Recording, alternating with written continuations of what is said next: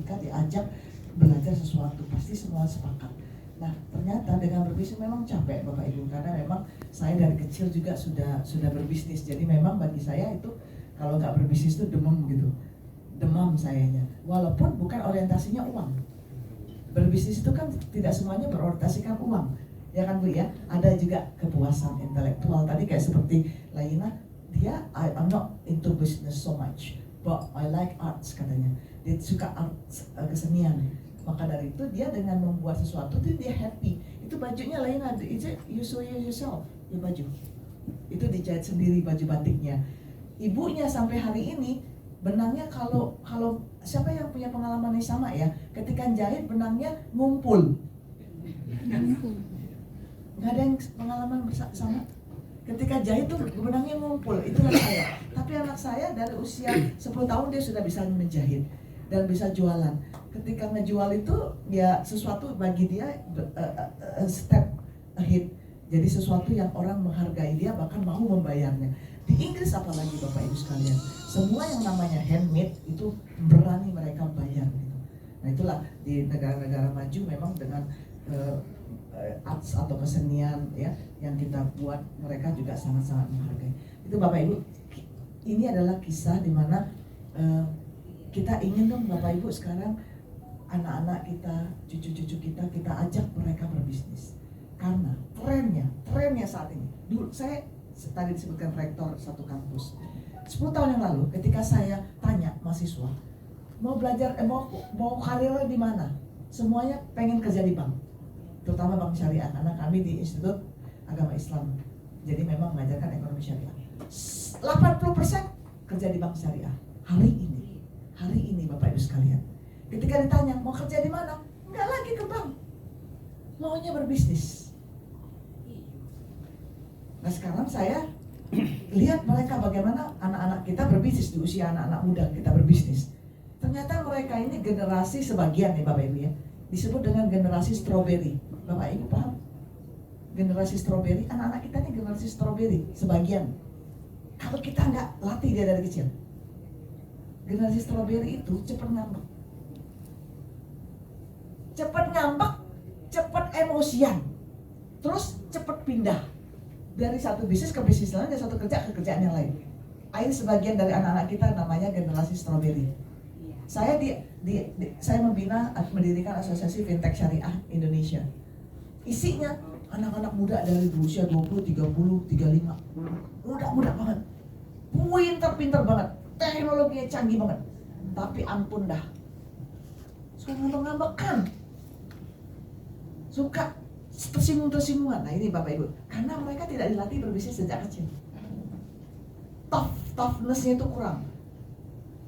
Anak-anak saya nggak saya orientasikan, karena biasanya rugi lah mereka. Mami waktu kecil-kecil Laina. Katanya saya jual coklat di sekolah. Coklatnya habis, duitnya nggak kumpul. Itu pengalaman dia. It's alright. Dia tahu kan. Yang hayang ketika dia jualan bakso di Glasgow. Bapak Ibu kenal Pak, terutama bapak-bapak. Celtic kenal Celtic? Jual bakso di Glasgow di Scotland itu, Skotlandia. Itu mahasiswa Indonesia yang ramai. Sampai jam 12 malam tuh mereka ngantri ke rumah beli bakso. Pindahlah kami ke Colchester. Colchester itu siapa yang sering ke UK Bapak Ibu? Tanda tangan. Ketawa lagi. Ibu nih kayaknya. Pergi Ibu aja Ambar. Pergi. Enggak suka Ibu ya? Pergi aja nggak sempat. Oh nggak sempat ya, karena memang kerjaan kita ya Pak ya. Kerjaan kita itu dari jam 8 sampai jam 5 ditambah dari jam 6 sampai jam 12 ya. Nah Bapak Ibu sekalian, di Colchester itu kota kecil. Masuknya bangsa Romawi ke Inggris itu melalui Colchester. Makanya disebut dengan kota tertua di Inggris. Orang putih semua, white, nama istilahnya orang white city, orang bule semua di situ. Yang mereka nggak makan bakso lah. Apa kata Hayan? Mami, we have moved here. It's different with Glasgow. Beda nama Glasgow. Glasgow banyak yang beli baksonya. Di sini nggak ada yang beli bakso, kita harus jual bayaran yang lain. Keren nggak Bapak Ibu? Keren nggak? Ini sebenarnya ketika kita belajar teori berbisnis, kita selalu bilang dosen-dosen kan, kita harus pindah bisnisnya dari sini ke sini, dari sini ke sini. Nah jadi pada hari ini Bapak Ibu sekalian diminta oleh Bank BRI, ya, BRI Corporate University bilang sampaikan bapak-bapak, ibu-ibu yang mau masuk ke masa pensiun, apakah siap untuk berbisnis? Kasihlah arahan contoh. Nanti bapak ibu juga nanti ada yang namanya bisnis kanvas ya dengan trainer yang lain. Nah, pesan kami nanti disampaikan oleh Mas Andi tentang bagaimana memulai bisnis kalau memang nggak pernah berbisnis. Nanti kita akan lihat juga bisnis yang tidak banyak resikonya seperti apa, bisnis yang paling tinggi resikonya seperti apa, bisnis yang pinjol, yang bohong-bohong itu seperti apa. Nah, semua ini mendekati kita Bapak Ibu sekalian. Jangankan ini, barusan OJK datang ke UIN Solo, Surakarta, UIN Surakarta di Solo, oke? Raden Mas Said. Kenapa? Karena ketika masuk mahasiswa baru ada pinjol yang ngedeketin, ya Ibu ya, baca korannya ya. Datanglah OJK ke sana ngasih tahu literasi keuangan. Bapak Ibu tahu ketika kejadian kemarin yang tentang bisnis kripto oleh mahasiswa UI, yang dia sampai nujuk temennya karena dia nggak ada duit untuk bayar kriptonya, utang kripto maksudnya. Dia utang pinjol dulu sebenarnya 3 juta aja, nggak banyak.